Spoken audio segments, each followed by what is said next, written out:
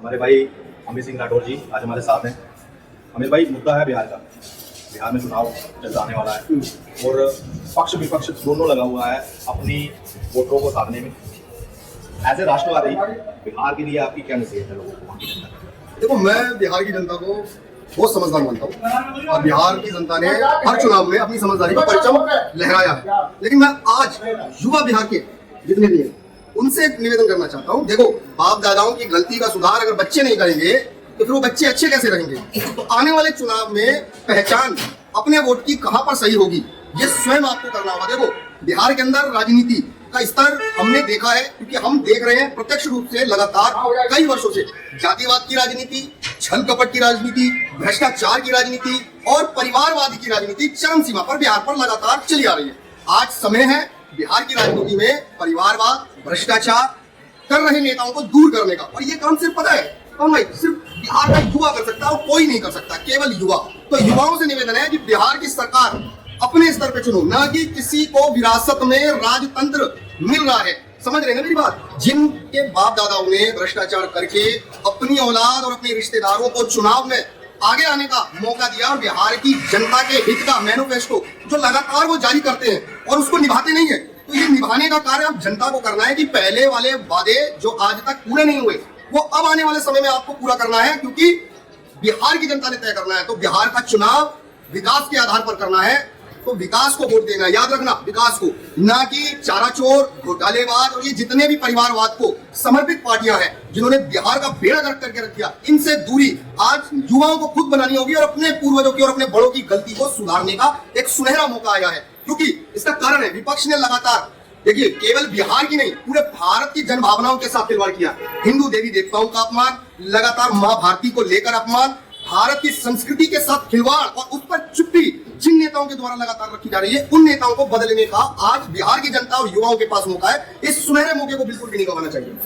बिल्कुल सही कहा। और अभी नहीं तो कभी नहीं। बिल्कुल। खासकर आप कह रहे हैं जेनजी का बड़ा चल रहा है इस वक्त नेपाल आंदोलन में। जेनजी वर्ड बड़ा एक प्रचलित हुआ। जेनजी वो हैं जिन्होंने बिहार का जंगल राज नहीं देखा।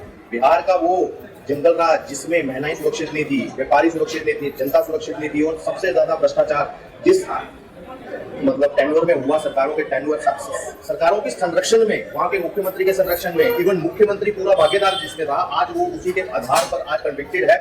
वो जिन्होंने नहीं देखा है, आप सुबह से लेकर शाम तक आप फोन देखते हो, आप वो काला अध्याय, भारत की राजनीति का सबसे बड़ा काला अध्याय अगर लालू का जंगल राज अगर आप सर्च करोगे तो आपको पता लगेगा कि उस दौरान क्या क्या अमानवीय जो कृत्य हुए हैं ना उसका, चाहे वो आईएएस की पत्नी के साथ निरंतर बलात्कार हो, उसके परिवार को प्रताड़ित करना हो, शोरूम लूटने हो, रंगदारी, जितना क्राइम आप हो सकते हैं ना, वो अगर चरम में था। आपने मूवी देखी है अपहरण, कई ऐसी मूवीज आपने बॉलीवुड में देखी होंगी, उसका अगर कोई आधार रहा है वो बिहार रहा है, उत्तर प्रदेश रहा है कई जगह पर। आज वो एजेंसियों को पहले समझना पड़ेगा कि उस वक्त क्या हुआ है, समझिए उस चीज को। आपको शायद हमारी व्यथा, हम जिस तरह से अमित भाई ने आपको समझाने की कोशिश की, इन्होंने सिर्फ इशारे में बात की, मैं डायरेक्टली आपको बताऊं कि वो काला अध्याय, वो जंगल राज जो है उसको बारे में आपको जानना आवश्यक है। जो पीढ़ी अपने इतिहास से नहीं सीखती वो हमेशा नुकसान में रहती है। और मैं कहता हूँ जल्दी, आप तो टेक्नोलॉजी के माहिर हैं, हर जो चीज़ें हमने शायद सीखी नहीं है वो आज आप 3 साल की उम्र में आप सीख कर चलते हैं, कोडिंग चाहे किसी तरह की हर एक एग्जाम्पल अगर मैं लूँ, तो मुझे लगता है कि आपको सिर्फ इशारे की जरूरत है, समझना आपने है, बिहार को बदलना आपका है, आपकी जिम्मेदारी है।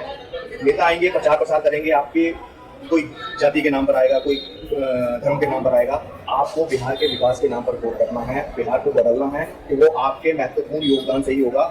जय श्री राम। देखो, बिहार की जनता को ना एक विशेष ध्यान देना चाहिए कि बिहार के युवा आज से नहीं कई वर्षों से बिहार से बाहर प्रवासी जीवन जी रहे हैं। और मैं कहना चाहता हूं बिहार की जनता से, अगर आपकी चुनी सरकार आपके क्षेत्र के बाप बेटा भाई बहन अगर बिहार छोड़ के प्रवास बाहर जाकर काम करके आ रहे हैं, तो ये दुर्भाग्य है आपकी चुनी सरकार का कि अगर वो उनको घर नहीं वापस बुला पा रहे हैं और उनको दोबारा से स्थापित नहीं कर पा रहे हैं, तो ये सबसे बड़ा फेलियर सरकारों का है, जिसके लिए वचनबद्ध होकर कार्य करने का वचन देने वाली सरकारें झूठ फैला रही हैं। तो अपने समाज को घर वापसी भी कराओ। क्यों? क्योंकि जब किसी के साथ ना महाराष्ट्र में प्रताड़ना होती है तो दुख हमें होता है, लेकिन उन नेताओं को नहीं होता है। आज समय है उन नेताओं को बताने का कि बताओ कि हमारे परिवार बाहर हैं, उनको बिहार में दोबारा बसाओ, बिहार के अंदर।